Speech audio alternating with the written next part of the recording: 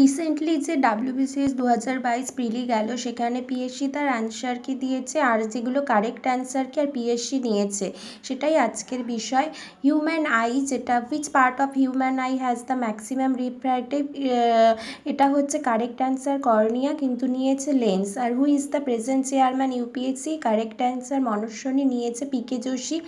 এছাড়া আরও কয়েকটি পিএসসির যে কারেক্ট অ্যান্সার নেওয়ার কথা ছিল, সেগুলোর বদলে যে কারেক্ট অ্যান্সারগুলো নিয়েছে, এখানে আমি ডিটেলস তোমাদের লিখে দিয়েছি, দেখো ডিটেলসটা রয়েছে, তোমরা মিলিয়ে নাও।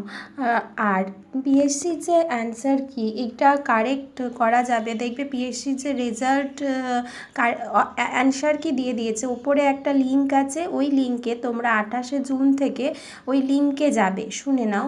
ওই লিঙ্কে যাবে, লিঙ্কে গিয়ে ক্লিক করে দেখো, আমি দিয়ে দিয়েছি, ওই লিঙ্কে গিয়ে ক্লিক করে তোমার যে এনরোলমেন্ট নাম্বার দিয়ে খুলবে, ওখানে খুলে তোমার কোন সেট ছিল সেই সেট উল্লেখ করবে, যে আমার এই সেট ছিল, এই সেট উল্লেখ করে ওখানে অপশান থাকবে যে কোন কোন অ্যান্সারগুলো ভুল হয়ে এসছে, ওই অপশানগুলো ক্লিক করবে। তাহলে এইভাবে করলেই